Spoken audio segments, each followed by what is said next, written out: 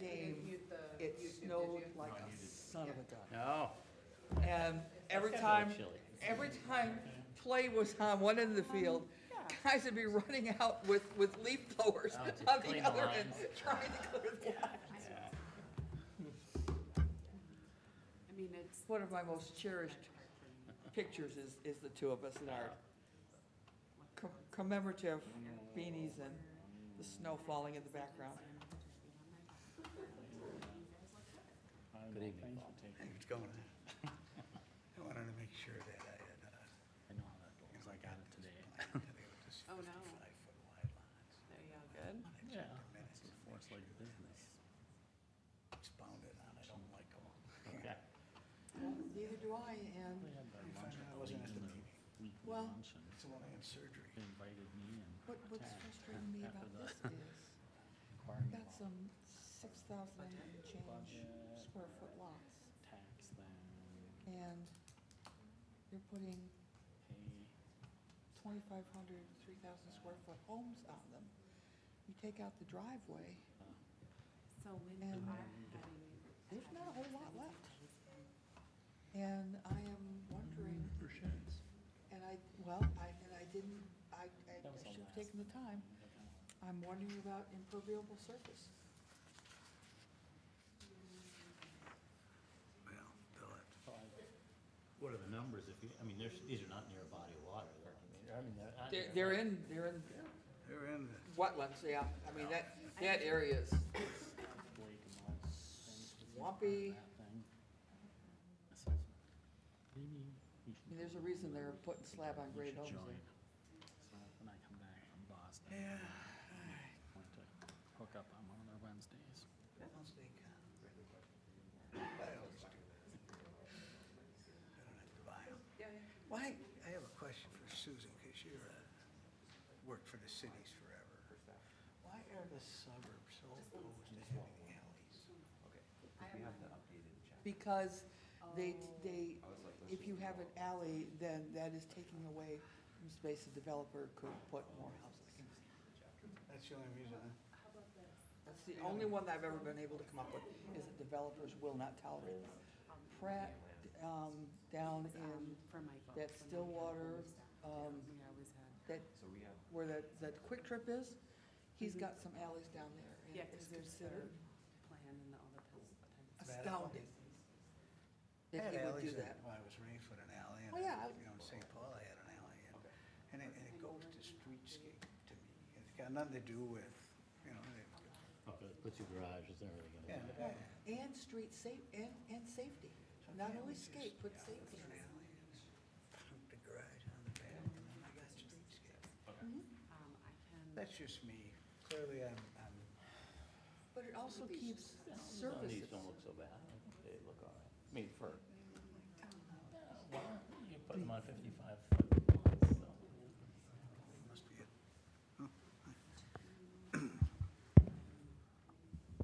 Yeah, I'm with you there.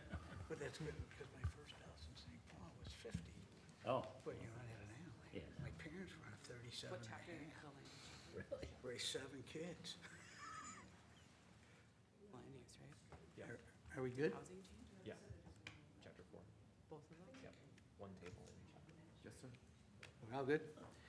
Good evening, it's 6 o'clock, we'll call the meeting to order. Stephen, are you taking a roll tonight? Abby? Abby? Whoever take it. Commissioner Apolakowski, Here. Commissioner Hoyman, Commissioner Steller, Here. Commissioner Wagner, Here. Commissioner Young, Here. Commissioner Stender, Chair Gerard. Here. We ask if you're able, please stand and join us for Pledge of Allegiance.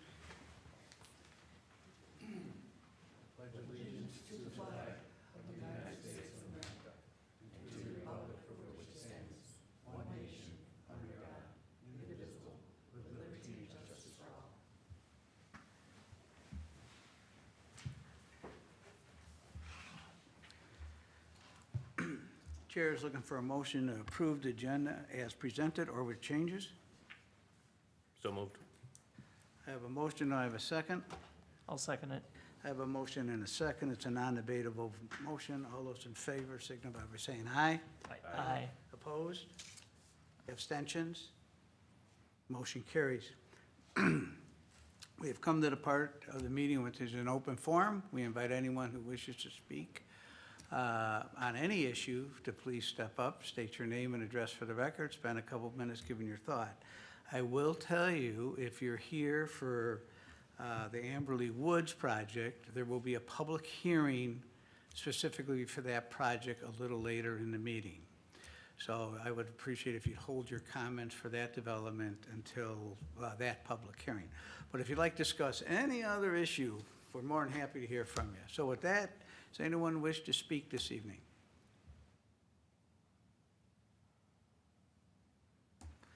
Thank you. We'll move on to item 6, consent agenda. There are no items.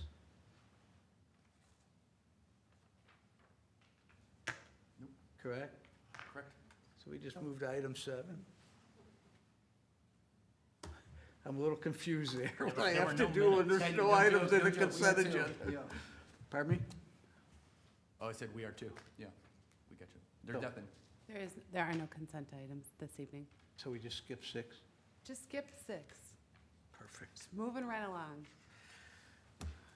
We have our first regular agenda item is a public hearing for Amberley Woods, 21.032.21.23.0002, TCLD Land Holdings LLC. We will discuss both a preliminary plat and a PUD preliminary plan.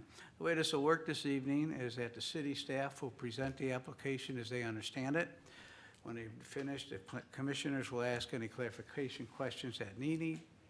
We will then ask if the applicant would like to add any comments, and we may possibly have questions for the applicant. After we've done that, then we will have the public hearing. I'll give further instructions at that time. At the end of the public hearing, it'll come back here for a decision by the Planning Commission. So with that, I believe, Nathan, you are presenting? Yep. Good evening, Chair Gerard and members of the commission.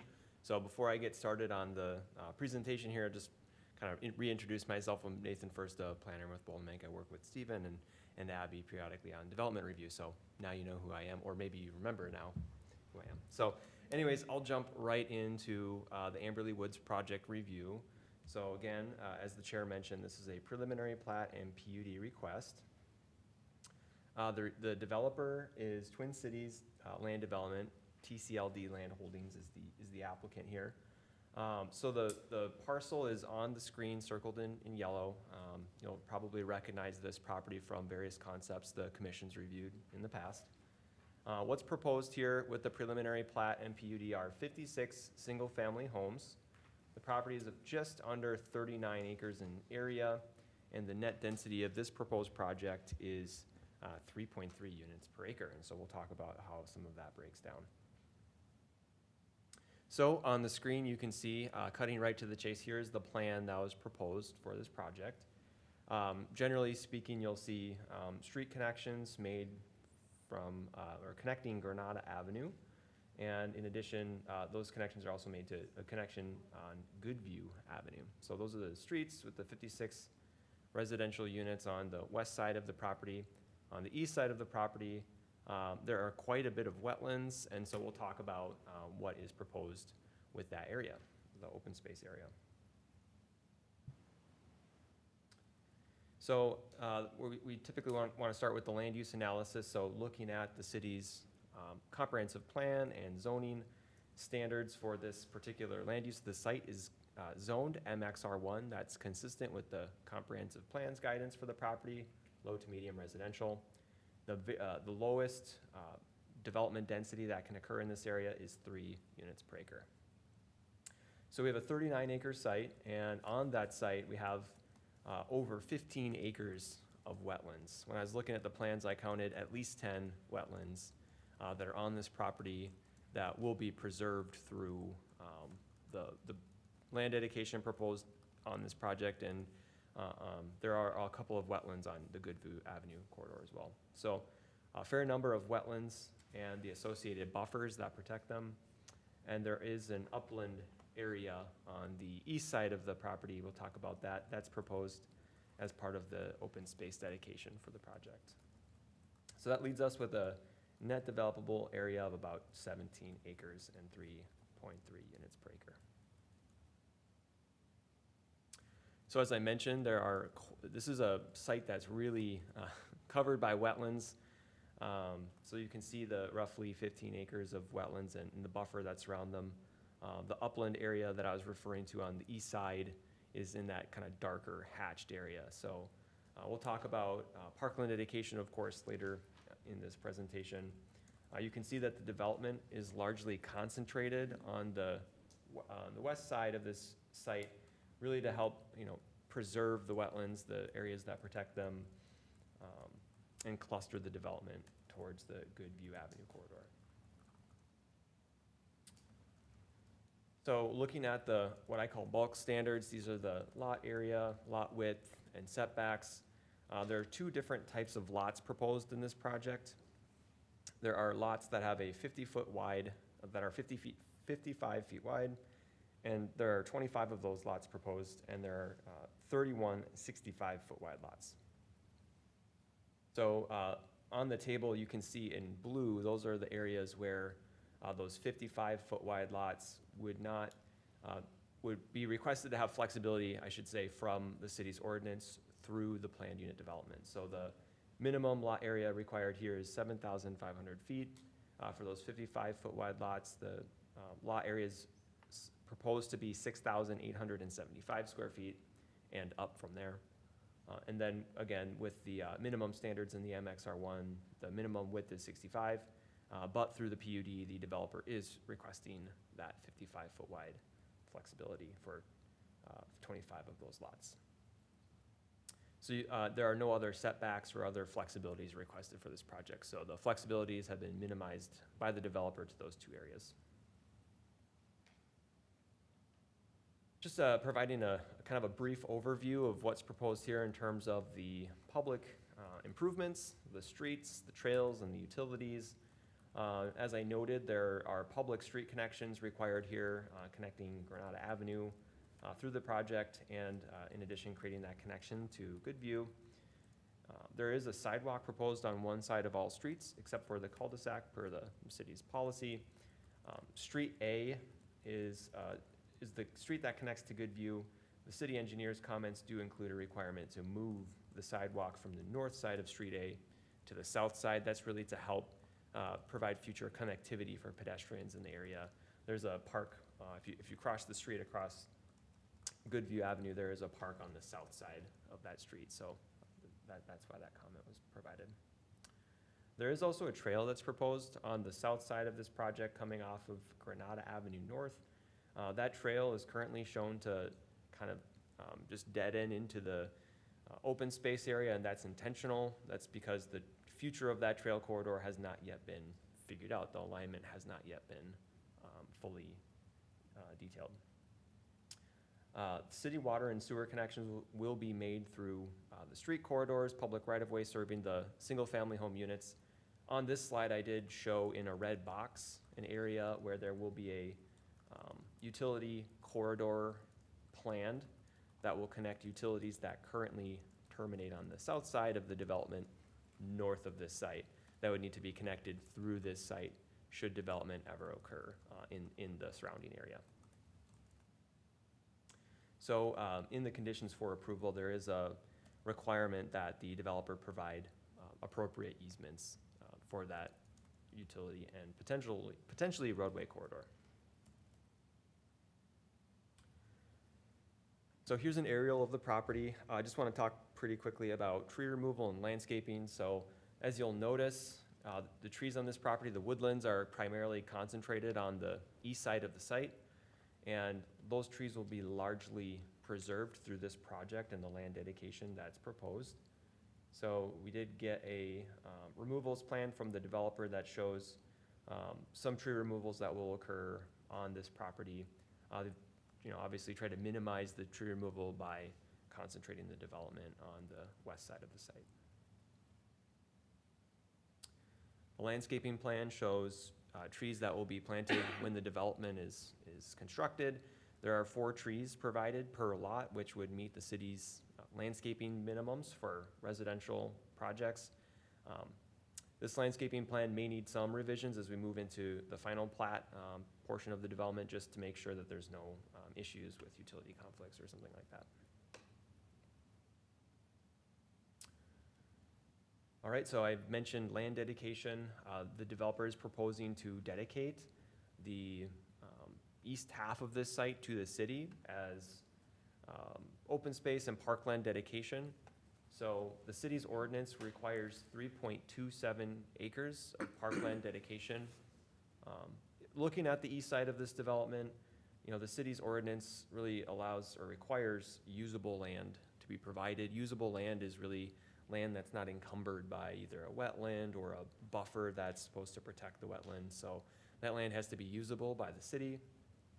There are 6.21 acres of I've called it upland areas that are proposed by the developer, so that would more than satisfy the city's parkland dedication requirements. Staff have had some pretty high-level conversations about this area, and there are some unique opportunities with the type of park that could be potentially implemented here. Moving into the review of the planned unit development, of course, we talked about some of the flexibilities that have been requested and the benefit of the city, to the city through this project. So staff have provided PUD criteria. I'm not going to read them all, but they're in the report and we can talk about them if you have any questions. Staff are also recommending certain conditions of approval should the city approve the project. So there are 5 here with some, so I call them sub-conditions. Generally, these are fairly standard conditions for approval.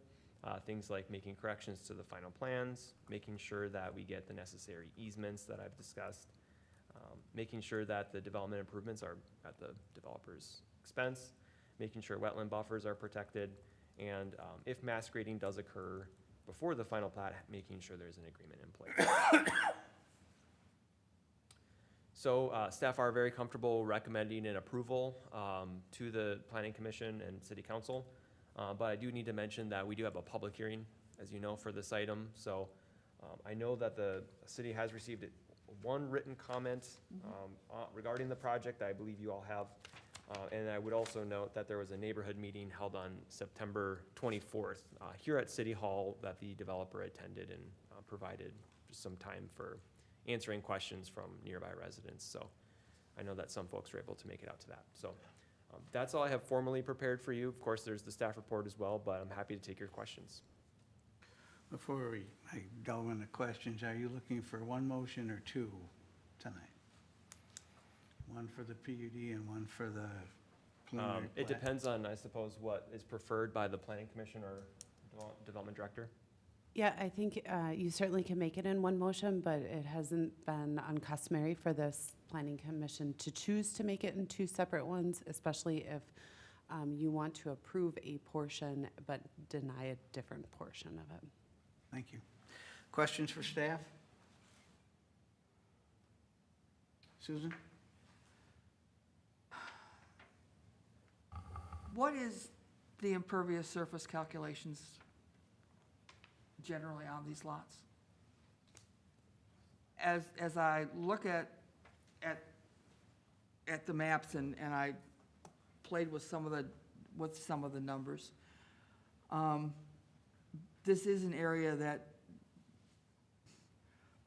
it's swampy. It doesn't have a whole lot of drainage to it.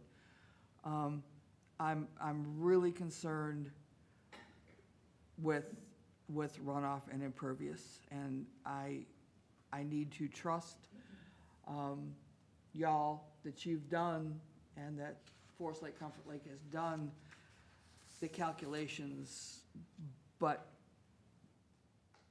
it as with a couple of our other developments recently, there is not a lot of infiltration area here. I'm happy to take a crack at the question here. So the developer has provided a stormwater management and stormwater report that the city's engineering department's reviewed. There are 2 stormwater ponds that are planned on the site. Those stormwater ponds are planned and designed to take the stormwater that's generated on this property so that it does not intensify any stormwater issues in this area. The developer has had an opportunity to review the MXR1 impervious surface and has not requested flexibility to impervious for these individual single-family home lots. And this is a staff question.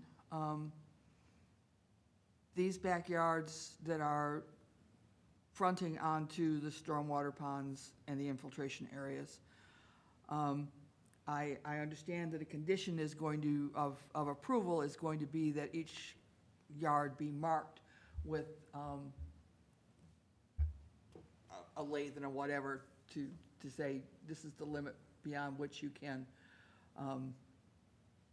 put a deck or a shed or whatever. Those last about half a season.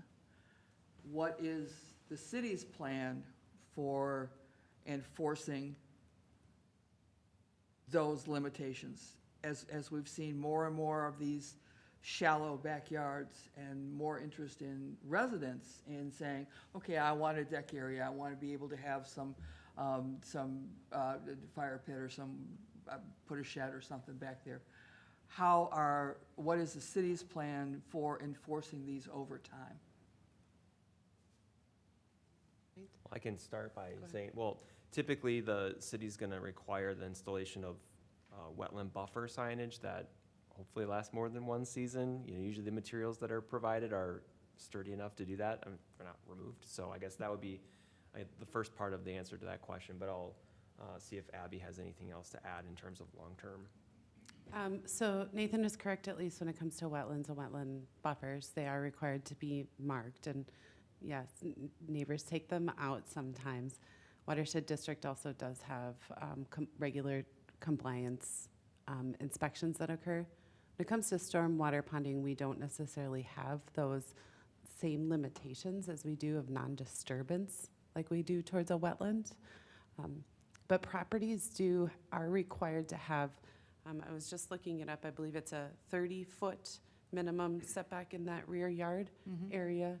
So we will allow for sheds in those areas. That is something that is allowed by our code, but our structures, including decks and other appurtenances, would not be allowed in there through that standard building permitting process. Then if there was some sort of other construction, it would be a complaint-based like anywhere else in the city, because we're not actively going through backyards to monitor the development back there. Does that help address It the does. question?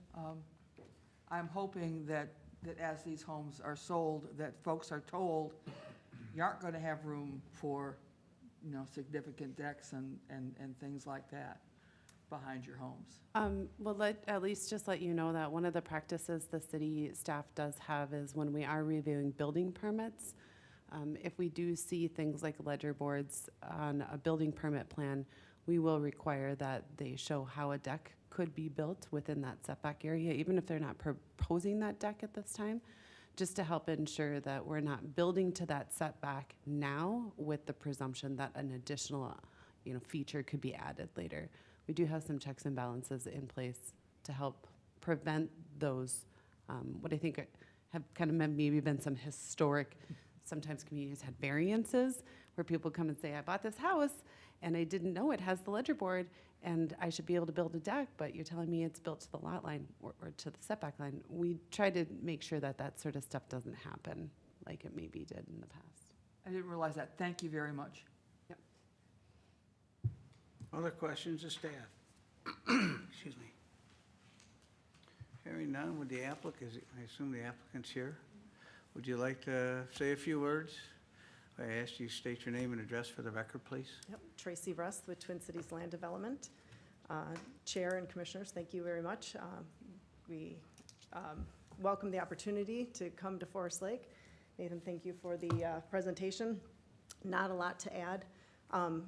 Did want to, though, address the stormwater.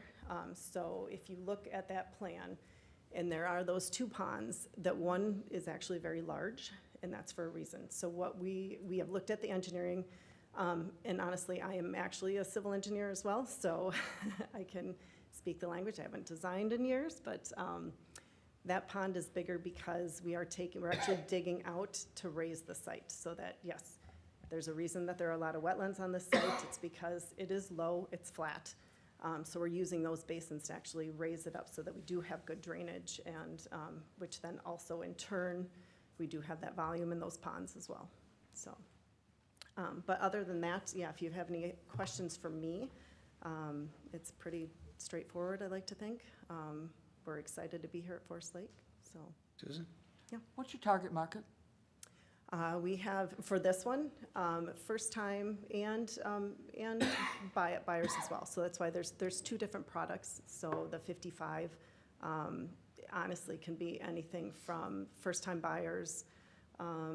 It can be single moving in for the first time. It can be families, new families with smaller kids. It can also be for buy-up buyers as well. So second houses for the 65-foot lots. One of the things that I did notice in your materials that you provided to us ahead of time was that, you know, one of your targets was families that are moving into the school district for good reason. My concern is that by the time you have a couple of 16-year-olds, well, 5 to 13-year-olds, there just isn't much room for them to play and do basketball, and I'm a soccer fiend, so yeah. And two, I am really concerned about the on-street parking, especially since we have restrictions in the wintertime against any on-street parking. Any thoughts on that, please? I will say that I have a 16-year-old, so, and I do get it. I guess to touch on kids and play areas and parks and things like that, obviously this area has been discussed at length, I think, and will continue to be discussed. I did sit in on the park meeting, and then also the last, the Chestnut Creek second edition. I was here for that meeting as well. We do have other properties that are under contract right in this vicinity.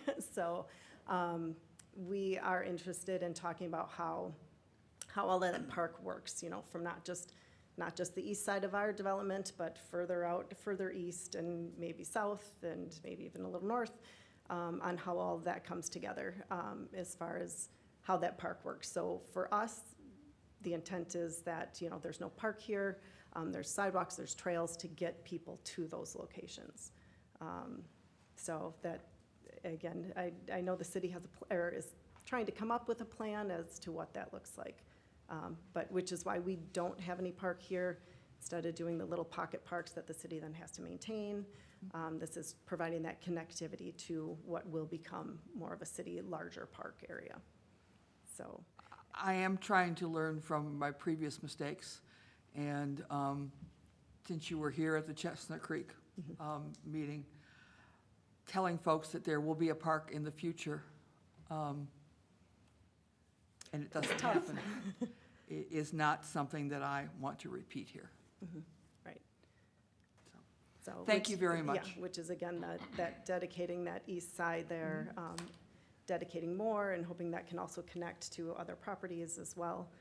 As far as the parking, I mean, the streets are, they are to code, so, and we do all live in Minnesota, and you're not the only ones that restrict parking in the wintertime, so I think Absolutely. everybody, you know, knows that for the most part. Thank you. Other questions for the applicant?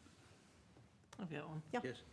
What was your target market price for these houses? So these will start, we do have the builder already for this development, and they're saying they'll probably start at the low 400s. And also, as everybody knows, in Forest Lake, we love our toys. So there's really nowhere to put a shed or storage for, let's say, a boat, ATV, motorcycle, jet ski. So I was at the meeting that the Chestnut Creek second was at, and I believe that we did, you did approve, you know, I think that's one of the reasons why that, not Chestnut Creek, but I can't remember the name. The condominium, Yeah, That- you know, yeah. I think that's why those things are coming in too, is because you can't, you know, there isn't always room, you know, on your property to have all that stuff. So, you know, at what point do you know, is a 4-car garage enough? Is a 5-car garage enough? I mean, I think everybody's different, and, Well, I know like in our neighborhood, the lots are wider and longer. I have a 3-car attached garage, I have a 3-car detached garage. And they're all full, plus the yard is full, but yeah, right. But, Yeah, I the more mean- room you have, the more stuff you have, right? for, in Forest Lake, we do like our boats, so to find a spot to, like, there's only 7.5 feet next to your garage, so you can't really Right. tuck a boat in there. And, you know, it's based on this location too, and trying to be that, you know, we're sandwiched in between 2 existing developments, and 2 different densities as well. So we're trying to meet the density that's required for this. And then also try to, which is why we put the smaller lots to the north and the larger lots to the south. And, yeah, if we went with larger lots, we're not gonna hit the density on this one. So Okay. I think it's the area. I know we always have this density issue, and I missed the January meeting, which was the concept, but I will voice my displeasure, and you're gonna get the brunt of it, on these 55-foot wide lots. I'm not a fan of them. We went from 15,000 square foot lots and 80-foot width to 7,500 and 65. The expectation being we would not have to go under that.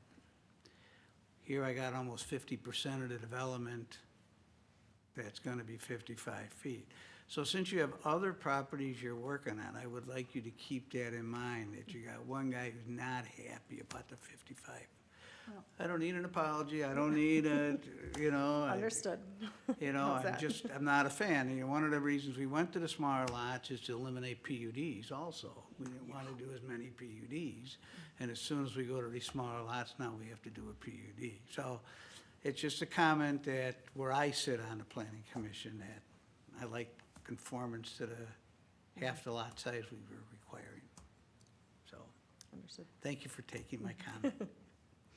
Well, and I would Andy? express, I am also not a fan of the small lots, especially with the requirements to put in 4 trees per lot.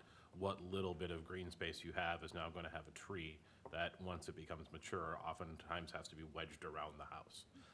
So I think we need to have a bigger discussion as a city on whether or not we want to keep these density requirements, but making exceptions to make the lots even smaller, I think is really something that we shouldn't continue to do. Any other comments for the developer?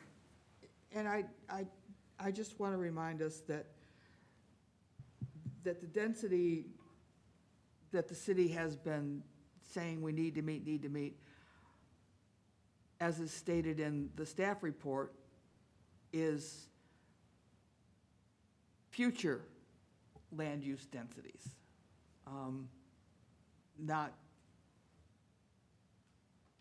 as, if what's in here is correct, is not on the requirements today. And I understand the desire of staff to work with developers who are looking for the increased densities. It goes to, you know, your ability to profitably develop. But, yeah, Losing me, Susan. been there, done, never mind. Go. Chair, can I just make a comment for Yes, the ma'am. record? The property is guided for the low to medium density residential that needs to meet a minimum of 3 units per acre, but can go up to 6 units per acre. The city adopted that future land use plan, and that future land use plan is for the future of when it is being developed, when it's going from that agricultural use to this, what is going to be its next lifetime, probably forever. We have some challenges as a community with density and achieving those density requirements. And staff is working with our Met Council partner on how we might be able to reevaluate the calculation for density. But right now, we are very limited on the land area that can be exempted to help achieve that density. So I agree with you, Chair Gerard. We did, just within the last few years, reduce that minimum lot area to try to achieve those densities. But unfortunately, it was not enough. If you took the developable land area and take out what we can pull out by Met Council standards and just did 65-foot lots, this development would not meet the comp plan requirements that we adopted of a minimum of 3 units per acre. And I only state that for the record as just a reminder that we do have the comp plan that is guiding the development that's before you. That it isn't always necessarily the developer asking for concessions because they want more or want an increased profit. They are trying to achieve our demands in our comp plan. Thank you. Mr. Chair, at some point on a future planning commission meeting, I would like us to explore if we were to change our comp plan so that we were allowing the larger lots that most of us have thought of, considered, what the penalties would be and how enforceable the Met Council's thoughts are. I certainly can prepare something for you, but they will stop providing us with sewer for our developments. It's an action that they take in the Met Council boundary. That's the big stick. That's the big stick. It's a very big stick. Yeah. All right. Thank you. We may have questions later after the Absolutely. public hearing, Yeah, thank you. or if someone needs clarification. Thank you for coming this evening. Excuse me. This is a public hearing. We ask if anyone wants to speak to this application. Step up, state your name and address for the record. Spend a couple of minutes giving your thoughts on the proposal. Once we have heard from everyone interested in speaking, we will close the public hearing, and then it will, we will bring it back for further discussion and a decision by the Planning Commission. And I have one name on the open for the sign-in, and so I have Julie Severson. Hi, thank you. My name is Julie Severson. My address is 6511 207th Street North in Forest Lake. And I am directly affected by this development that's going in because it backs up to my backyard. I wrote down a whole bunch of notes that I wanted to go over, but you guys have pretty much covered most of it already. The major thing was the skinny itty bitty little lots, 55-foot lots. When I was here talking to the developer a couple weeks ago, one of the things that came up was that the green space was not going to be developed. What I'm wondering is, was that green space, the wetlands, ever going to be developed? Or is it just is that gonna be eyed up for future development? Because what was also told was that green space, the wetland space, was not going to be developed in exchange for the 55-foot lots. So if that's the case, what guarantees do we have in the community that that green space, once it's deeded over to Forest Lake, that will never, ever, ever be developed? I mean, if that's a trade-off for these itty-bitty little lots that you can't put a swing set on, you can't put a shed on, you can't put a deck on, you can't do anything, what guarantees do we have that we're gonna be stuck with these lots, but the green space at some point then will be eyed up and then developed? Then we kind of traded our backyards for more development. Even the 65-foot lots still, I believe, are rather small. They made them 65 feet, but they also shortened them, so they're not really that much bigger than the 55-foot lots. And the 7.5 feet between a house and the property line, I mean, you're talking 15 feet between one house and the next house. You're gonna be able to look into the next person's window and see what they're having for breakfast. I mean, there's not a lot of room for moving around, running around, anything like that. So that's my biggest concern, is the size of these lots. The drainage, I believe, has already been addressed. I know somebody emailed about drainage, and there's overflow ponds to address that. One of the other questions I had was about basements, and I was told that all of these houses were going to have basements. well, if it's kind of questionable wetlandy type property, land, are they really gonna have basements? Because then I turn around, I worry about property values. Me and all my neighbors have the larger lots, we have basements, we have, a little bit of room. If they turn around and say, oh no, we're gonna put slab houses because of whatever reason, then what's that gonna do to my property value? And I like the idea about the, going back for the future land use densities. I tell you what, we have all these apartment buildings going up all over the place. Isn't that taken into account for the land use densities? Because we got a lot of apartment buildings going in. I guess I would like to see larger lots in Amberley Woods rather than the smaller lots is my big thing. I have a 4-year-old granddaughter. She's gonna be learning to ride a bike here. I don't wanna have to worry about her trying to dodge cars with the construction equipment and everything else, which I know it's gonna happen. This is the better outcome of developers coming in and giving plans as compared to past developers, which I'm sure everybody knows. So, I mean, everybody in the neighborhood is kind of resigned to the fact that this is gonna happen. It's just a matter of, we wanna do it with the least amount of stress to the people that are currently living here. And, the least amount of just damage, everything that's involved with the development. And that's all I had. Thank you for your comments. Thank you. Does anyone else wish to speak to this application? Hi, my name is Rachel Goldbush. I live at 20653 Granada Avenue North. I really just have a question. I'm sorry if I'm coming in uneducated. Can you show me or describe how Granada Avenue North will come into the Sterling Oaks neighborhood? Can we get, you have a little better, there we go. So if you look at the right side of the screen, that's Street C, Yep, that will attach to Granada, which is currently there. yep. And then we lost the picture. Sorry. I was trying to find a better aerial. so That's okay. I'll And leave it here. then it comes through and it becomes Street B, and then Street B will connect to Granada to the south.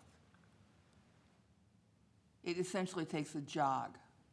Yeah, I think So leaving Sterling Oaks, it would go west to Correct. connect, okay. certainly no. Sterling Oaks is to the north, The correct? Granada Avenue on the top, I'm sorry. Yes. Yep, Yeah. Granada Yes. Avenue, That's at Street C there. You can see it on the right side of the screen. yep. And then it curves, then it drops down and becomes Street B, and Street Okay. B joins up with Granada on the south end.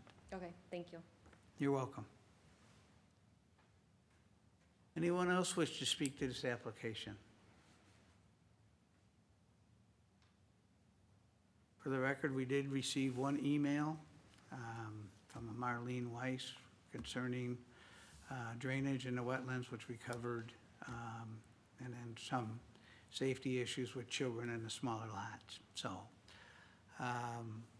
last call for anyone who wishes to speak to this application.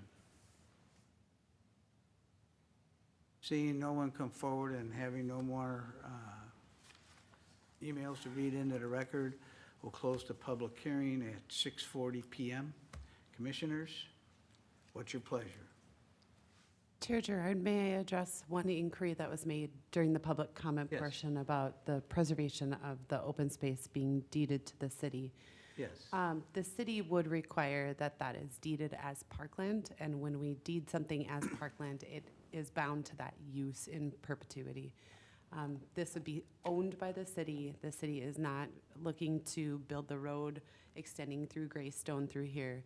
The intent is to have the land for a wooded parkland area. Yes, we don't have a plan. We understand that some neighborhoods are in areas that don't have park directly built right away.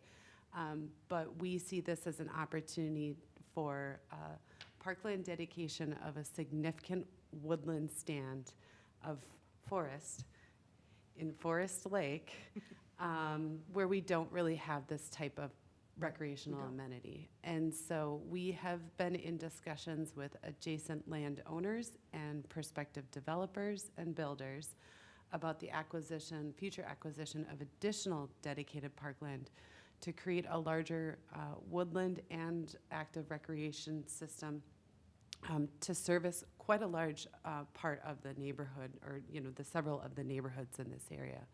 But back to the question that's shown up on there, that whole east half would be dedicated for parkland purposes. The only caveat is we will need to extend a utility line through here. And as we need to do that, we are reserving the right to extend Greystone should we ever need maybe a parkway through the park. But we don't anticipate building that. But we are reserving that right for a roadway and utility easement through the park. Thank you. Commissioners, discussion, comments, motions? I'll make a comment if I may. I mean, Absolutely. as all of us, we're in agreement on lot size. This is something we struggle with and have. I've been on the commission, I don't know how many years now, and it's a constant struggle to meet this 3 units per acre. I actually, in terms of the development and the way they've done the streets, I think they've done a good job with it with what they have. But our hands are tied in a lot of ways when it comes to those lot sizes.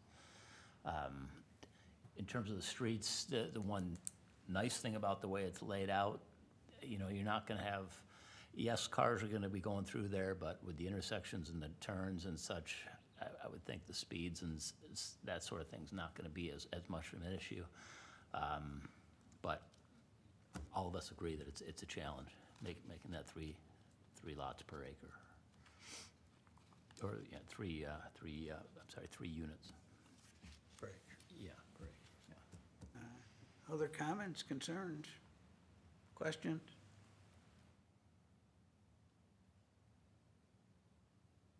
Hearing none, the chair is looking for a motion.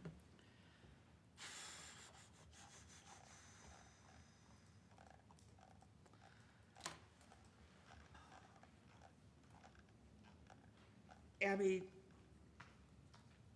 we have done some two-motion and some single motion. Does staff have a preference? My preference, if you're moving to approve both of them, is just doing it with a single motion. In one swell swoop? In one fell swoop. 2 birds, 1 stone. How many could we do tonight, huh? Okay. Mr. Chair, I will make a motion that we recommend to the city council the preliminary plat and the planned unit development, subject to the conditions in the staff report regarding the need to meet the requirements of the city engineer, the requirements for the public right-of-ways,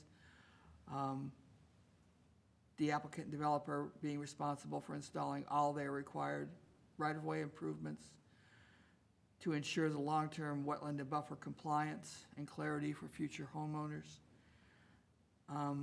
And should the applicant desire to conduct the mass grading, that they enter into an agreement with the city and that they meet all requirements of the city engineer and the Forest Lake Comfort Lake Watershed District. I have a motion, do I have a second? I'll second it. I have a motion and a second. Do I have any discussion?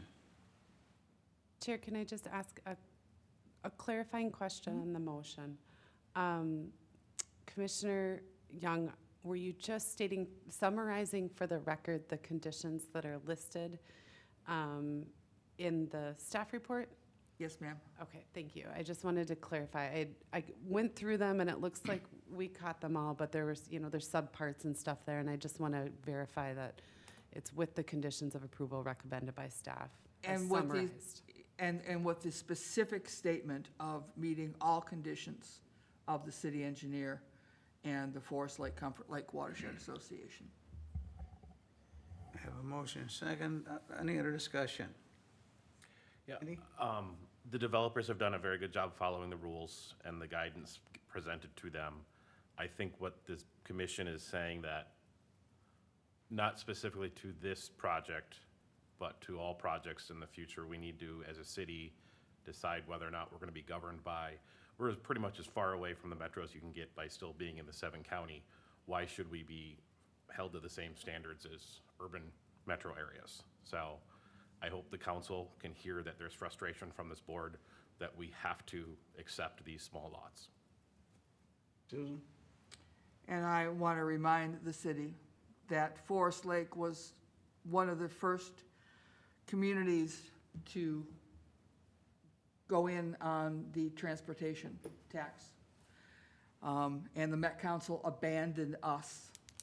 We are, with regard to the transit that the city established. Their bad faith on that should help to color our responses. Thank you. Other comments? Hearing none, all those in favor signify by saying aye. Aye. Aye. Opposed? Abstentions? Motion carries unanimously. So what happens now is that we are making a recommendation to the city council. The city council will take this up Monday? next Monday, Oh, which is, I don't know, someday, October 27th, October, thank you. right here at 6 PM. They will not be taking public comment during the discussion of this. If you want to comment, you will need to comment at the open forum at the beginning of the meeting. So it'll be 7 o'clock here on Monday evening. Or Chair Gerard, also, any comments written in writing, we can include in the packet for distribution or hard copy distributed before the meeting, at the meeting. Well, thank you all for coming tonight. Good luck with your project. Moving on to item 8, it's discussion of Headwaters 1, 2, 3 land use. Hi, Chair Gerard, members of the Planning Commission. In 2026, the city approved a planned unit development for the Forest Lake final, the Headwaters PUD. As part of that, Headwaters 123, now commonly referred to as Headwaters 123, was included in that planned unit development and guided the property for townhome and single family. Included that original plan from the early 2000s for your reference. In early 2021, the city, after recommendation, and I don't know which way the Planning Commission recommended, but the City Council approved a comprehensive plan amendment and a zoning map amendment to rezone and re-guide the Headwaters 123 property for business park use. At the time, it really was the desire to start marketing the property for office, medical, and industrial uses. Then the last year, and I should note, there was a specific desire to try to secure a data center on the site. We've learned within the last year that site is not desirable, a desirable site for a variety of reasons for a data center. And in a meeting with the EDA and the City Council earlier this year, the EDA and the council said, hey, you know, you're in negotiations with a data center right now, but if they end up walking, let's really revisit what we're doing here, because the intent of changing the code was to create a job center, create, you know, some more tax base. And the city has been hanging on this property for a while with none of that. And at the time, they reviewed some older concept plans, even some newer concept plans that the EDA had reviewed or had drafted 24 maybe, that kind of looked at some data center sites or job center sites or designs. At the meeting, the EDA and the council said, hey, if a data center isn't really in the cards, we should probably rethink our development pattern through here and really start to focus on building opportunities for new living wage jobs and an increased tax base, like one of the #1 goals for the site.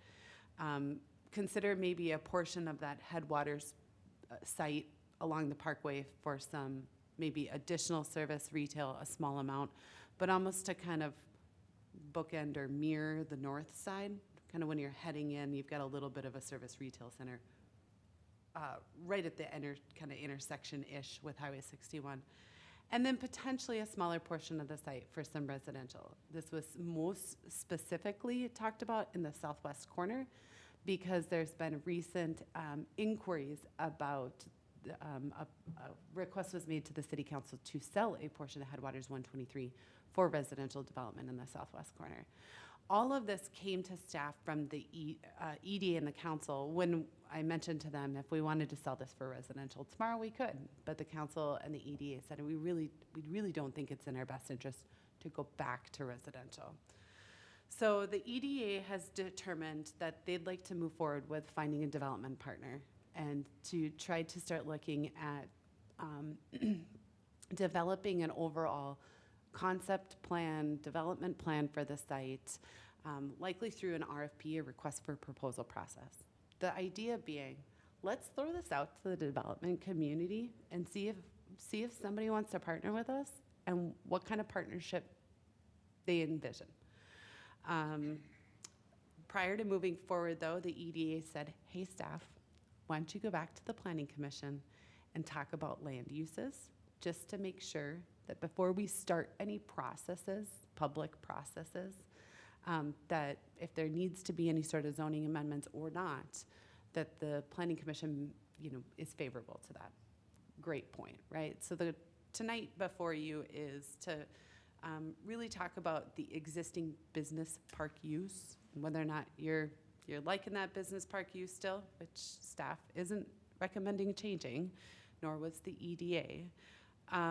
But more for commission discussion is kind of the land on the north side of Headwaters Parkway, zoned, the land on the north side of the parkway right now is zoned neighborhood commercial, whether or not you'd want to see some of those neighborhood commercial services for the neighborhood along that parkway on the south side of the parkway, and then whether or not you'd want to see on the west side of Fenway Avenue any sort of residential, knowing that residential will be on the west side of Fenway Avenue.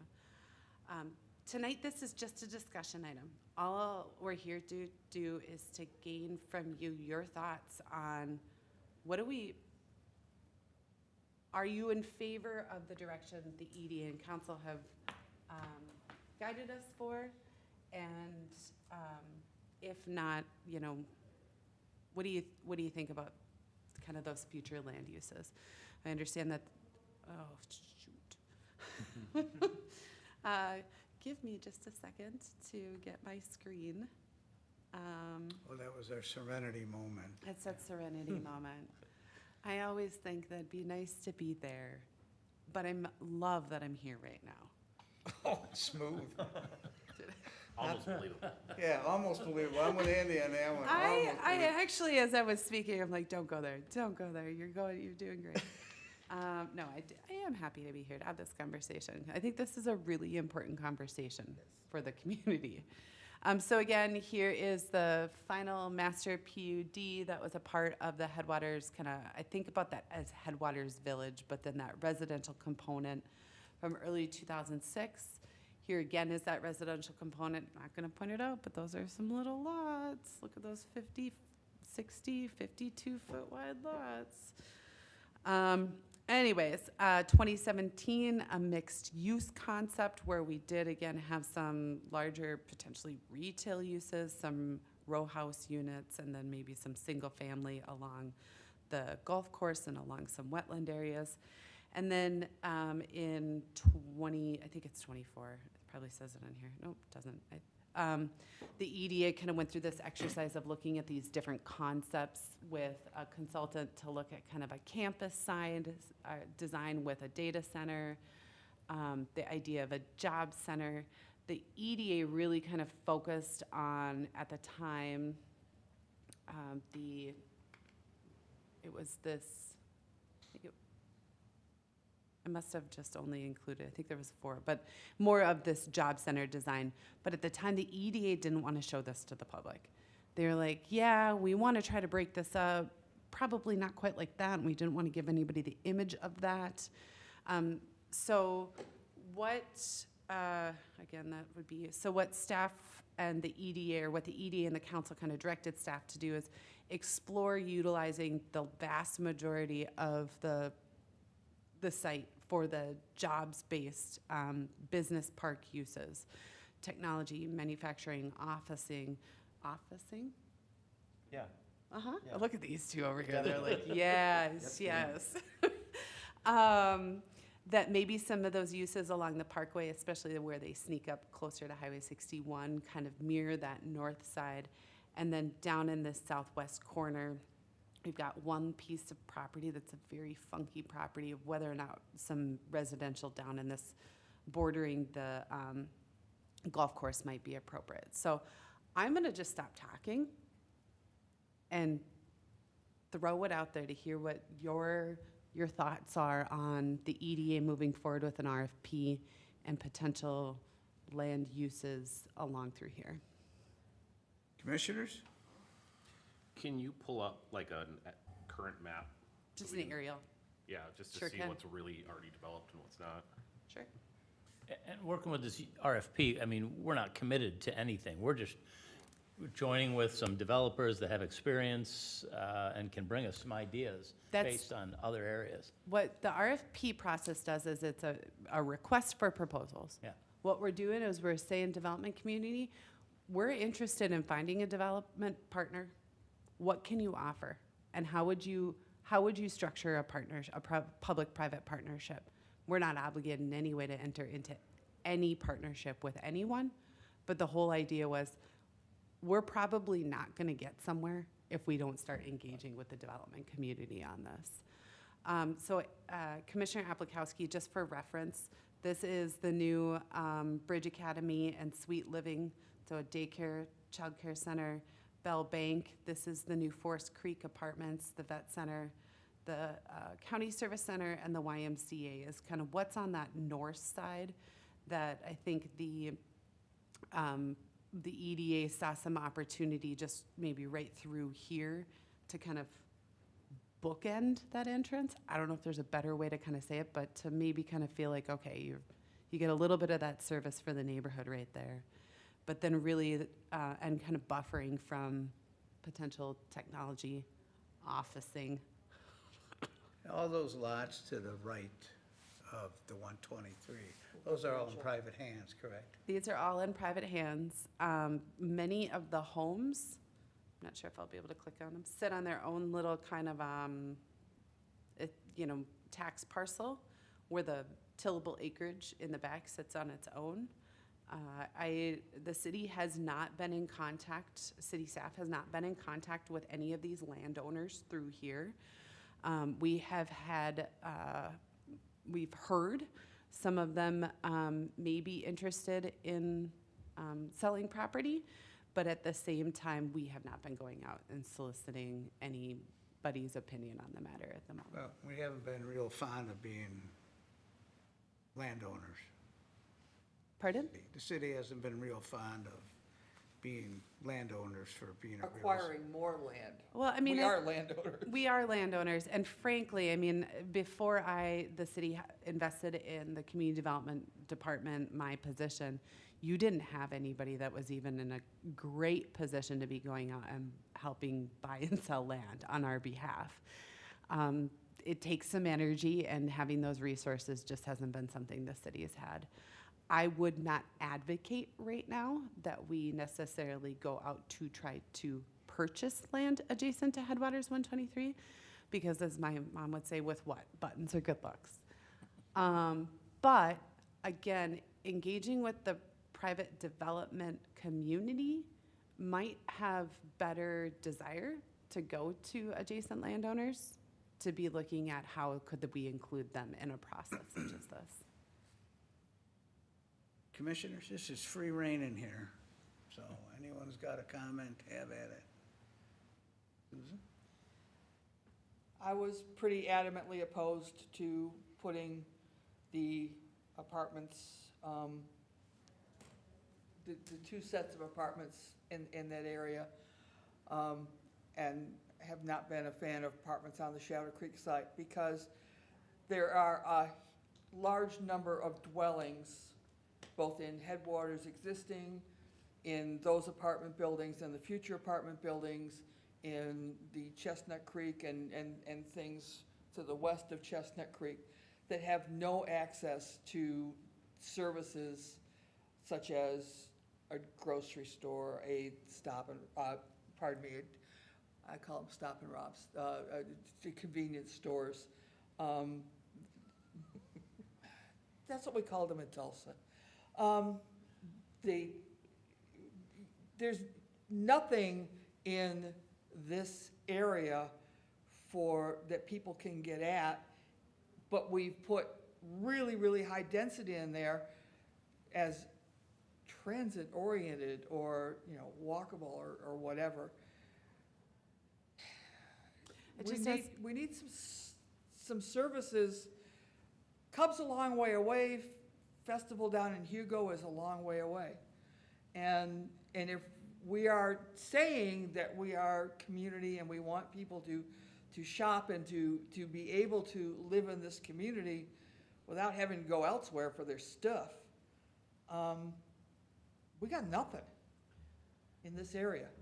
No, so a few years ago, I'm gonna zoom out a little bit. A few years ago, we did have a conversation with the Met Council about the transit system because we do have a transit center right in that area. Met Council Transit, that daily service isn't coming back anytime soon, but Ever. They've said ever. I never heard never. But we still maintain with the county and Met Council that we will retain that service center for the hope of transit. I will note, a few years ago, I had heard that Forest Lake has had a saturation in the the grocery market, because of Cub, Aldi, and both Target and Walmart are considered grocers, right? They do provide those services. And now we also have Mike's Discount Foods. That being said, I have also heard talk that there is a grocer exploring the Highway 97 corridor right now. Don't know where that could go, but know at least that market might be changing some, but for the city's population, this isn't a desirable spot because the population, there isn't enough households to support it now.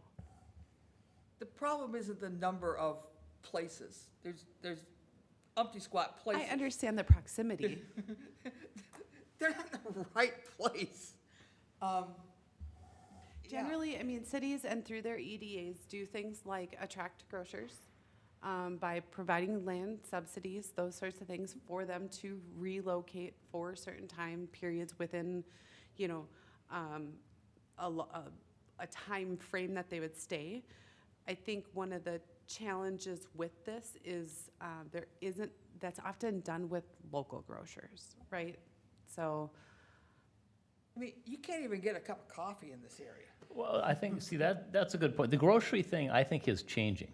I think it's changing incredibly. I mean, I think of how much I used to go to Cub Foods.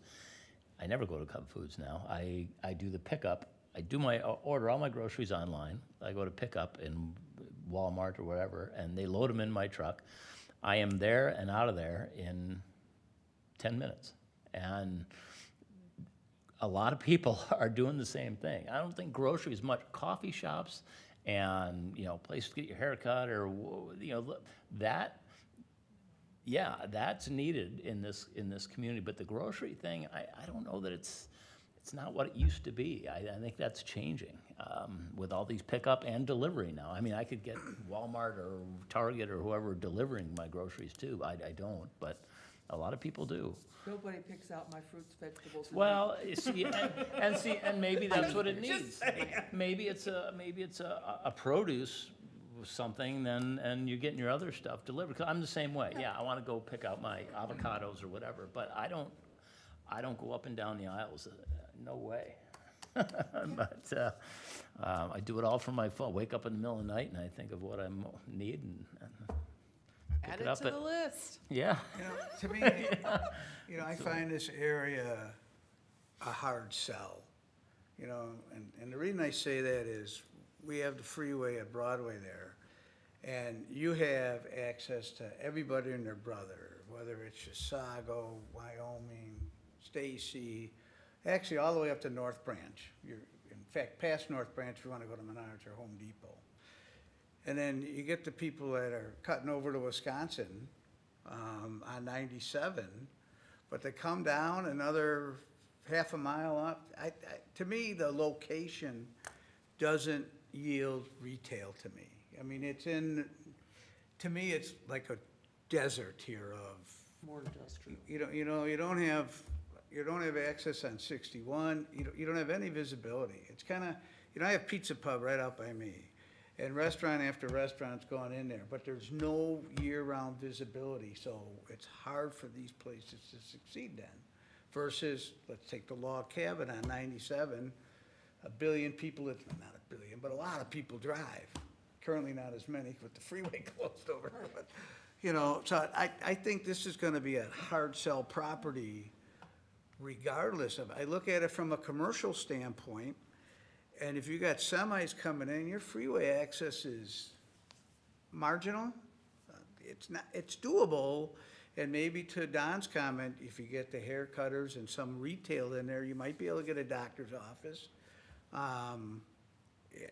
or something, but I think that's a lot of land for, Staff would never recommend that we change this to retail.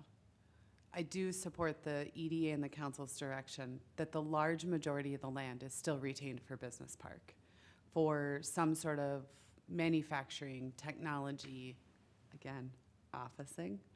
But that question of a small portion of retail service along the parkway as that capstone to, as the other half of the capstone to the northern side. And I think that's the part that would be slightly inconsistent with that underlying zoning. And maybe more the big opinion of the commission is, would you rather see this all for jobs? Or would you want to try to reserve a little bit of land area along the parkway? Maybe it's this location, for some of those things that are just kind of supporting those neighborhoods. If you live south of 90, I mean, y'all live, well, I don't know if all of you.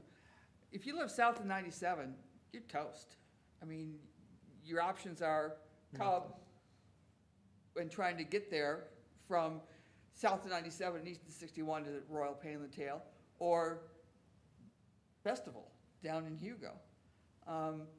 So I grant that we're in kind of a weird place, those of us that are south of 97, but that's where we're putting a boatload of houses now.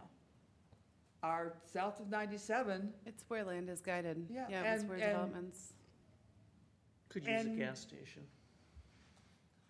Well, that corner at Highway 50, that southeast corner was guided It still is. originally as a convenience store. It's still guided for neighborhood commercials, so Yeah. the land that the city owns. And as we have been looking at the future Public Public Works Works. building, looking at the opportunity for an outlot for still potentially sell off for commercial development in there. It is, I will note, on the kind of opposite side, it's the going home route, right? It's not the, usually, if you're heading westbound on County Road 50, access into that's gonna be a little trickier, probably. where do we sit with, we guided, not unanimously, but the southwest corner of the city. Where do we sit with the interstate connection? Has there been any discussion? If it's gonna go to 180th or 170th? Staff has worked to establish a consortium, we'll say, with the other the four cities, Columbus, Hugo, Lino Lakes, and us. Hugo, Columbus, Hugo, Lino Lakes, and us. yes. as well as the economic development divisions of the respective counties, so both Anoka County and Washington County. We have a draft, it's not yet ready for release and consideration, but a draft kind of cooperative agreement where we are all starting to cooperatively work together for a design on the Elmcrest Avenue corridor, because that's moving up. The Otter Lake Extension in Lino Lakes is getting extended, and all of it's leading to dirt road between, and I'll give a really high level here. So this is our Elmcrest Avenue. City's boundary is the black. This is Hugo in the kind of southeast. Lino Lakes is the southwest, and Columbus is that northwest. The Otter Lake Extension, and forgive me because eventually my streets kind of run out, but if I remember right, like the Otter Lake Extension kind of comes up right here. I think this is it right here. And it's gonna lead into this Elmcrest that's gonna spit everybody out onto gravel roads. And so the four cities and the EDA said, this is a challenge. And we need to agree to a design to the Elmcrest corridor at this point, while also working towards agreement on an interchange and where we can all say that we agree it should be. Because there has not been unilateral agreement from all four cities and the counties of where this will go. MnDOT does not have it in their long-range plans at 170th, 180th, 190th, 195th, you name it, because the cities and the counties aren't in agreement. Additionally, MnDOT would say there's no way we would even discuss or plan for an interchange if the local system is not built out yet. So the first step in a lot of this is this baseline kind of regional planning for us to kind of look at what is the design of that roadway and how do we get that built and how do we start getting development in those areas that we all know is gonna come. It's just, we need to get that infrastructure in place first. Does that answer your question, Paul? Well, it does, sort of, Okay. but the answer is no, we don't know where it's going. Well, No, we And don't. The point being, It's gonna go on 170th or 180th. yeah, And frankly, the whole, 180th would be fabulous for us because. 1 mile away wouldn't be bad either. Yeah, if they developed the property, the road to get up there. But there could be a lot of manufacturing and what, because you're close to the freeway. You have freeway access, you got semis running in and out of there all day. This is where I say, is this corner better than the 123? And I'm not here to debate the EDA. They're the ones who've got the brains on development of business here. But it just seems it's kind of a one or the other thing for that kind of work, for manufacturing. Now, if you want to say this 123 is medical and officing for the 4 people that still go in, more power to us, you know. But I don't honestly know how you could fill up 123 acres with commercial in that area. To me, it doesn't. So then let's talk about other, I've said it to all 3 bodies. The council and the EDA would not want to see this completely reverted back to guided towards residential. But then that question about residential along Fenway or residential along the golf course, are those things that this commission would be in support of? Well, the mayor and council are talking about rooftops. They want rooftops because that's how folks are gonna get the restaurants that they think that they want. Why anybody would go to Buffalo Wild Wings, I don't know, but whatever. But they've been talking rooftops, and if you're looking for density of rooftops, quite frankly, that's what an area where we actually have infrastructure in place. And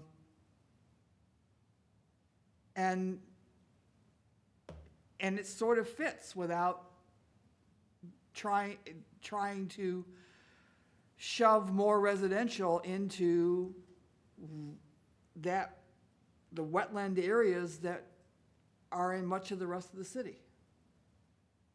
I mean, I hear the desire for commercial, but it's a chicken and the egg thing.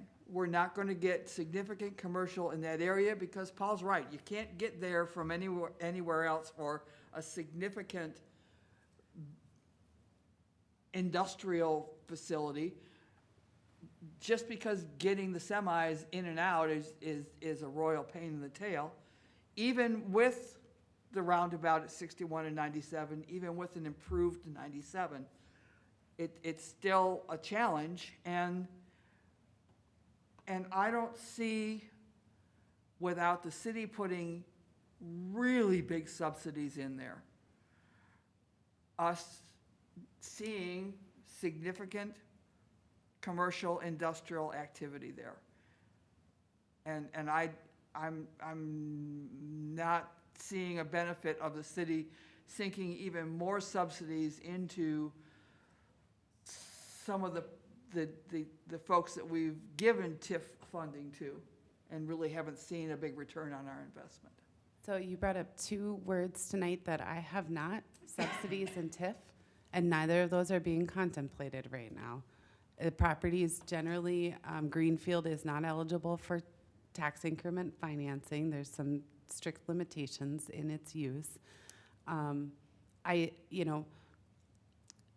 Again, I would maintain that the city should not build this out as residential. We have a lot of land area guided for residential. And as a reminder, for every large vacant residential piece of property we have, it gets added into that density pool and does affect our density requirements as a city. Now, if we want to build this out with multifamily to be able to offset those large lots we want elsewhere, that could be a conversation we have in this next comp plan round. But right now, it's guided for business park. And if we're going to go through, if the planning commission's desire would be to go back to residential, that's a comp plan amendment, and I would say, hold up, we're about to do a whole comp plan process. Let's just sit. But the EDA does want to move forward in this way. And the question is, are you in, it's business park. We'll just go out for an RFP with business park. Would you want to incorporate a little bit of residential and service if the market thought that that was something that could be fitting there? Andy, you had a comment?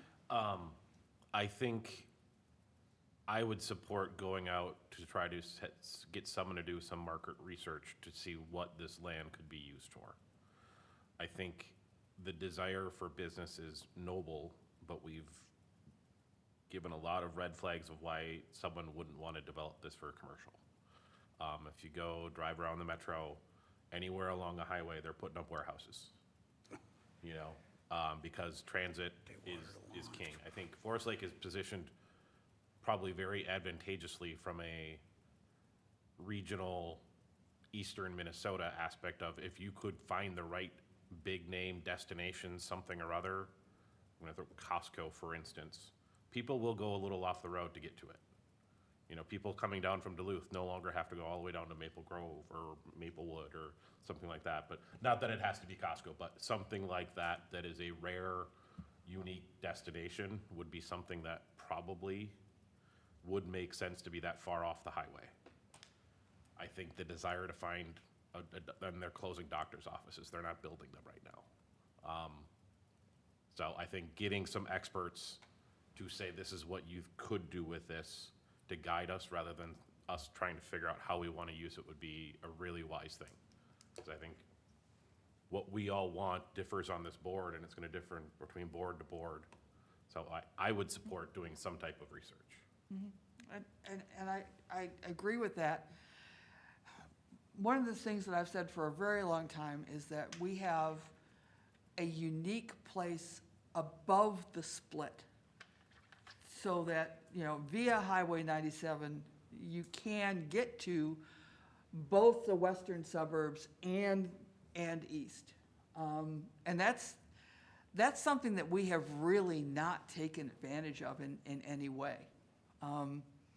Yes, it's harder as you're south of 97 to get to the interstate. You have to go to 97, but you know, being above the split is advantageous from a residential perspective, it's advantageous from a business perspective.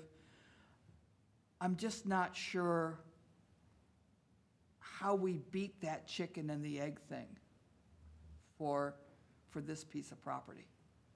And yes, I would like to see in that little, I'll call it it looks like an elephant to me, the elephant's head and trunk, I would like to see some services, community neighborhood services there. Don, you got a comment? No, I just reiterating that, yeah, I think getting an RFP out there, getting the right people who understand development and what the possibilities are to get some ideas from them is the right way to go. I'm all for the RFP. You asked a question that no one answered up here, is about the residential. And I think down Fenway, because I believe just on the other side of Fenway is a Taylor Farm. That's correct. And that will eventually, because he's, All this is guided for residential, Yeah. the And it's MXR one. I think that having some kind of residential on Fenway as a buffer to the businesses, instead of going all the way to Fenway with businesses, you could put a buffer in there of townhouses or row houses. And down by the golf course, it might be a nice view for an office, but it's some primo real estate when you're on the golf course.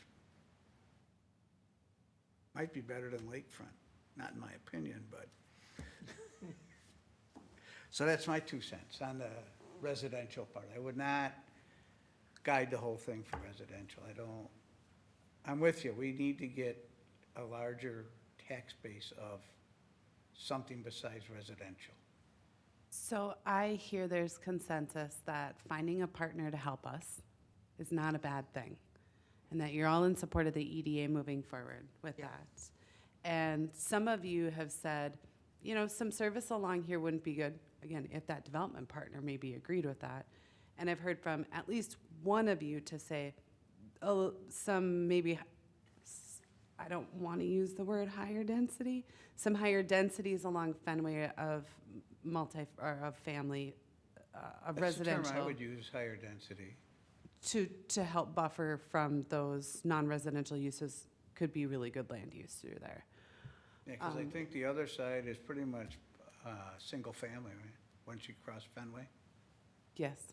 Yeah.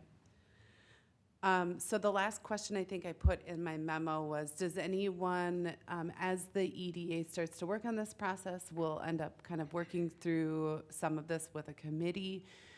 Is there anyone on this commission that would like to help in terms of things like reviewing proposals or doing interviews or making recommendations to the EDA and council regarding future proposals that we might get? And if no one is, that's fine, because you do have staff that does help support, you know, implementing the comp plan, understanding the zoning. It is, your commission is a little different in that you've got now almost a fully staffed team Yeah. to help convey at least the intent.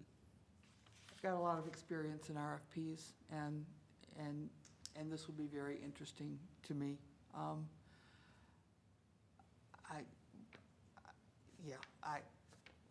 But I would yield to anyone else up here who's interested. I'm interested, but I have a full plate, so if you have more interest than me. No I one don't else, know would the do it too, commitment so. right now. We haven't quite scoped it out. I will say the EDA has even gone so far as said that they wouldn't mind finding a firm to even draft the RFP that's really well tuned with the development community to make sure that we've got a proposal that's going out there that is kind of consistent with industry standards, that kind of hits the buzzwords. I don't know. So they're still kind of working through what that process is going to look like, but we anticipate the first, maybe second quarter at most in 2026 being a focus to get this done, at least to see, is now the time? And I agree with you, Commissioner Young, and probably all of you that can say we're a really special community, just above the split. We're really desirable for a lot of ways. We are rural, but urban, right? We are standalone. I just said it to somebody the other day. You know, we have this downtown, and we've got the cute farm fields, and we have the lake, and we have a Target, you know, and a Walmart. And, you know, it makes us really, really unique. And it could just be that we're just far enough out. We've been just far enough out, but we're starting to see that development really, really flipping, and we're really starting to think that we want to be at the forefront of that flip, so. I think that's a solid plan. All right, well, I've got enough direction to move forward. We'll move to updates then. We'll start with our esteemed council person, Mr. Larson.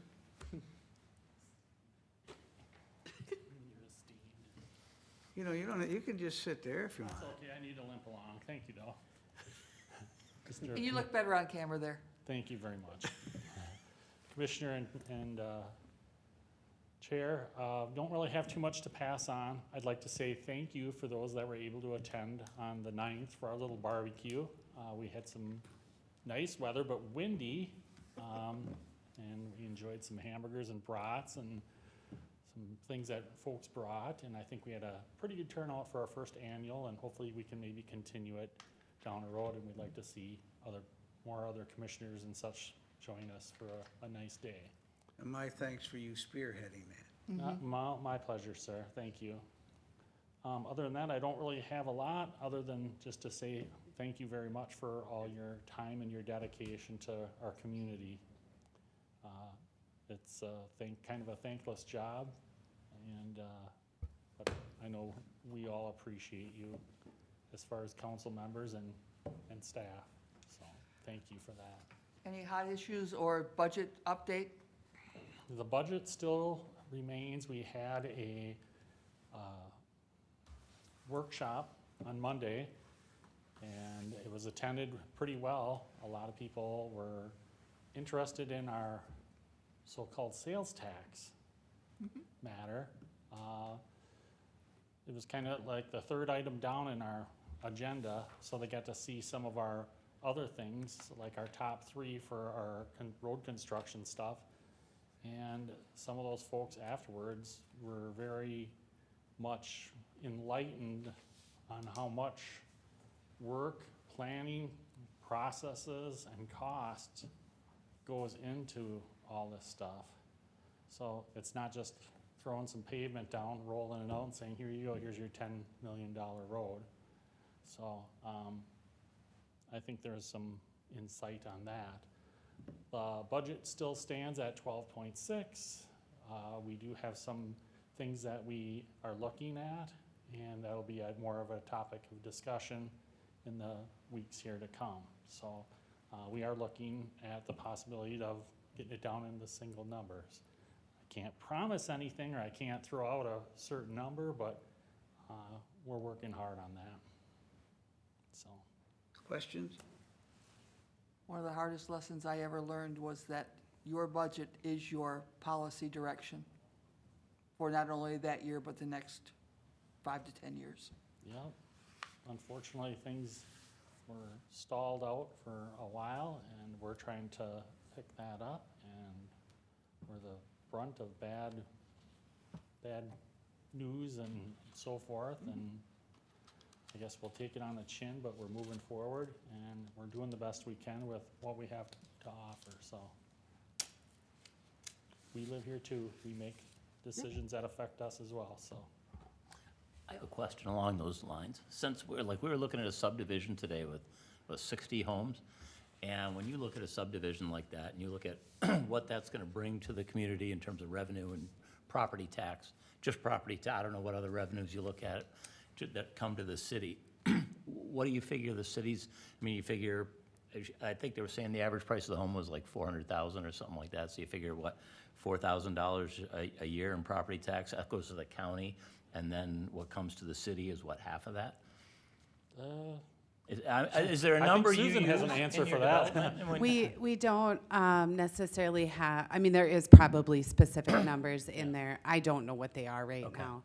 I can tell you that we not only account for the individual tax on a home, but also any sort of fees for the development, all of those Oh, sure. things, are calculated in that next year's projection. We do that on, what I would say is, I think if I remember right, we're projecting 100 homes in the 2026 budget. We do account for that as part of the revenue. Okay. To And offset. I was just kind of, I know the development fees and those are kind of a one-time thing. It's the property tax that is forever and increases It is. forever. And that is accounted for in the 10-year plan, that projected growth on an Okay. annual basis, yes. I was just curious how, okay. The actual number, I don't know. off the Yeah, top I of my head. understand, okay. Yes, ma'am. In what I'll call the olden days, when I was on that side of the table, we considered that a residential house cost a city over time 1.5 times what the property taxes that it brought in. Well, then why were you saying we should convert 100 acres? I said that I'm hearing rooftop Yes. to get the restaurants and Yes. additional grocery stores. Yes. That's what I'm hearing. I didn't say that I thought it was a great idea. That's what I'm hearing. But residential properties cost a city more because interesting. Rosenbauer doesn't need a whole lot of police and fire protection. They've got their own stuff.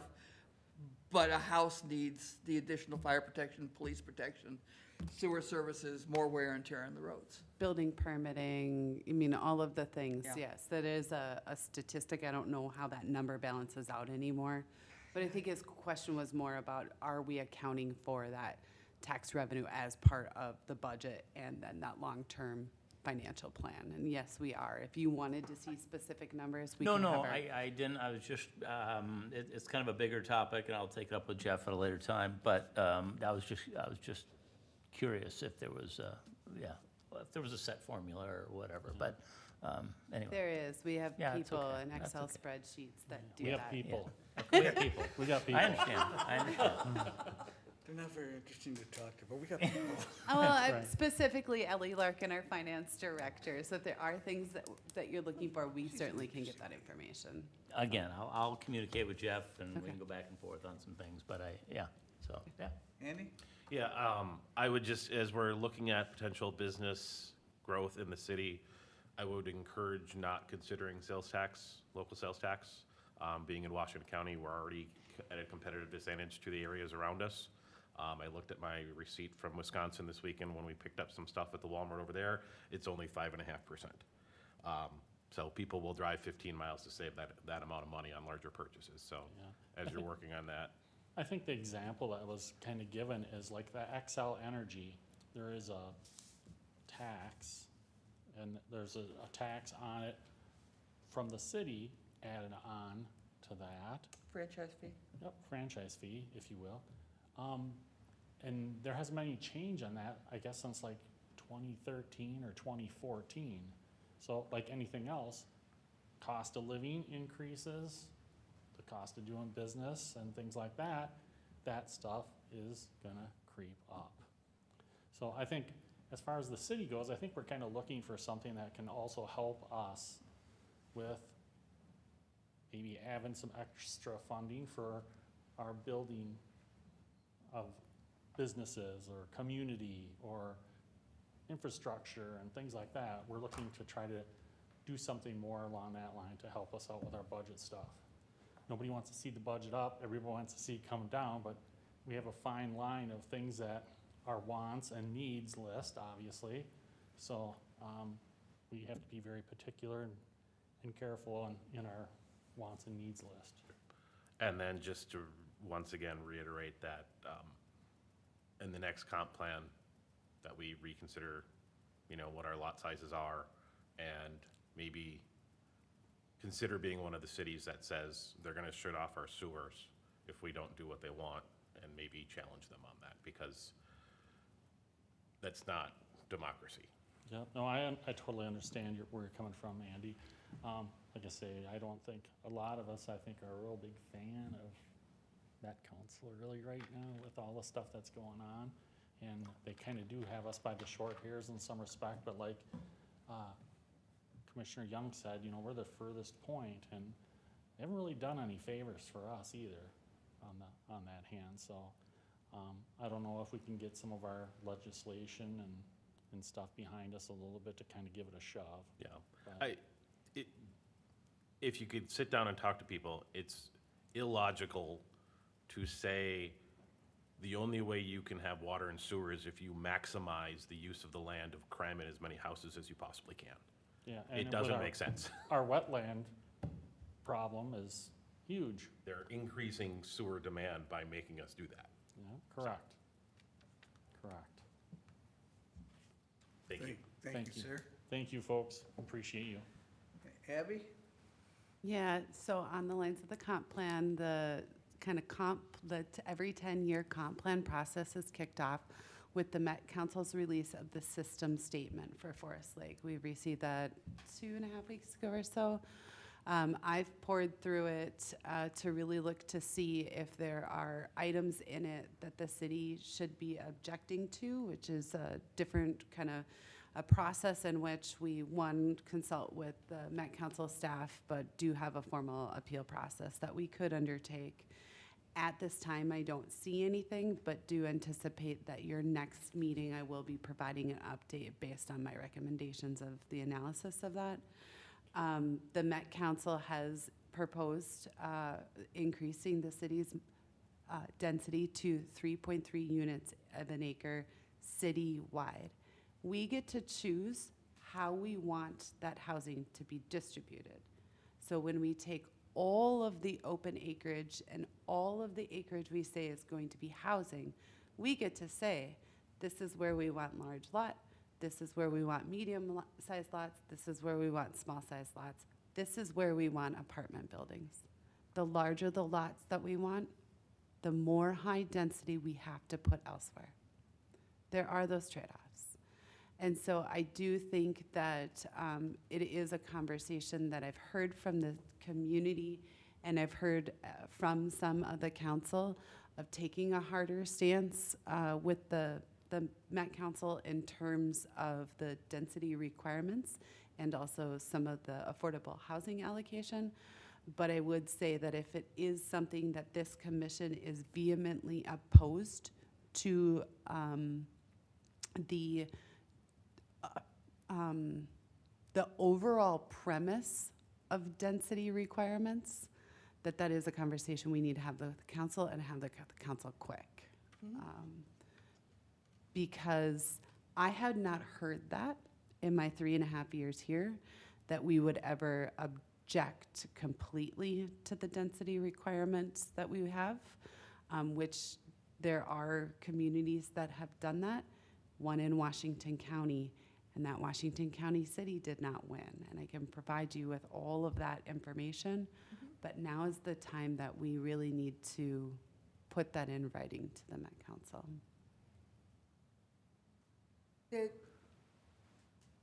Again, this is from my memory, but a lot of their density requirements were based on having transit opportunities in the community, having ways of minimizing vehicular traffic, and the way to get those things was to increase density. You know, in the garbage business, okay? If I'm gonna take on a new city, I want to have as many stops per mile as I can get. All right, that's how you decide if you're gonna go there or not. And in a way, you still look to density to try and reduce your costs. That's not something that is going to be helpful for Forest Lake, because the Met Council did inform us through their last transportation plan that they will not be bringing transit, at least in the next 25 to 30 years, to the Forest Lake area. Yeah, we still got Greyhound, okay, and they're still doing their thing. But in terms of the reasons for increasing density and having a density requirement from the Met Council, We still have Greyhound? it's the one that goes between here and Duluth. I mean, it goes from St. Paul to Duluth, and it goes like twice a day. It's the Arrowhead Transit. Thank you. And you can take a Met Council transit link to the bus station here, or the transit center here, and get on Arrowhead Link, which services portions of Chisago County and goes all the way to Duluth. As somebody who is now driving for Thrive, because folks in our community have not been able to get Transit Link on a regular basis, that service is woefully inadequate. We've had to compensate with a bunch of volunteers driving people in Forest Lake that can't use their service. Nathan? On that note, I just will say on that note, we are in discussions with Washington County and Nutrax about expanded services for senior citizens in the community, to not only include expanded services on the standard operating day on Wednesdays, but the potential for adding another day. So I'll keep all of you posted as the council and the county work through potential agreement amendments. Nathan, anything? No updates for me tonight. Stephen? Of course I do. I also wanted to echo Councilman Larson's mentioning of the picnic. It was a wonderful time. I really appreciate him and the council spearheading that, mostly because it gave me the opportunity to have the very best brownies I've ever had in my life, made by Commissioner Young. You were sold out as soon as I asked about them. So one thing I want to implore is that you give me the recipe, because I'm convinced it will get me out of any doghouse that my mouth builds with my wife, because they were absolutely stellar. So congrats on having that wonderful recipe. Have a few updates from staff. Next Tuesday, we'll begin the first day of our new planner, Michael Birchland. Like myself, this was not in cahoots. He's a Floridian refugee coming up here, experiencing this autumn for probably the very first time in his life, like I am. And you guys have a good one up here. It has been absolutely beautiful. In addition, we're having our next meeting's on November 12th. We currently have 2 public hearings scheduled. One is for a new IUP for a cannabis retail store. The other is for a zoning ordinance for one of our citizens. And in addition, yesterday we found out that we will be, one of our current commissioners on this board will be unable to support going forward. So we'll be out working with you and to find a suitable person that's willing to serve the people of this city in this capacity for next term. And that's it. Thank you. Is it something I said? Probably. Probably. Andy? I have nothing. Susan? Nothing? Dan? Nope. Jesse? One question. Have we ever explored like a hospitality tax at all? Yes. Just before the COVID pandemic, the city and the chamber explored a lodging tax. We did find, at least because we do have a limited number of lodging facilities in Forest Lake, that to be beneficial, it would have to be a larger kind of cooperative with adjacent jurisdictions. Also, the council then at the time wanted to make sure that there was support from the local lodging institutions, and it sounds like at least at that time, one of them may not have been favorable, but had later become favorable, but it was in the middle of a pandemic, and so it kind of dropped off. The council has looked at, or has asked us to look at that. It is kind of in the back of the EDA, in the back of the chamber's mind, like we need to do that. But it's just, at the moment, it has not been on any sort of like a strategic work plan for anybody. As well as like, there's a lot of rentals in town that are not licensed, We type don't, places. yeah, we don't have a licensing program, any rental registration, licensing for short or long term. But could we do that as a revenue stream possibly in the future? There is the potential to license and register, and then if a lodging tax went into place on rentals. However, the state lodging tax regulations do limit the amount of money in those that can be used by the municipality. You have to create a kind of like a convention and visitor bureau, but it's not really, I don't think it has to be a CVB, that does then community marketing with the funds. So it's not necessarily, while it could generate a lot of revenue, it's not gonna generate as much for the city because only a nominal portion of it can be kept for administrative costs. Okay. Anything else, Jesse? No, that was it. Okay.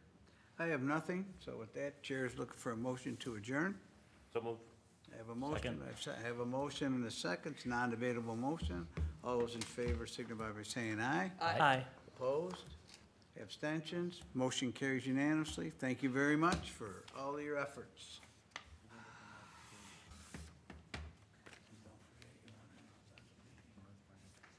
Yes, sir. I had forgotten. I had. I'll try to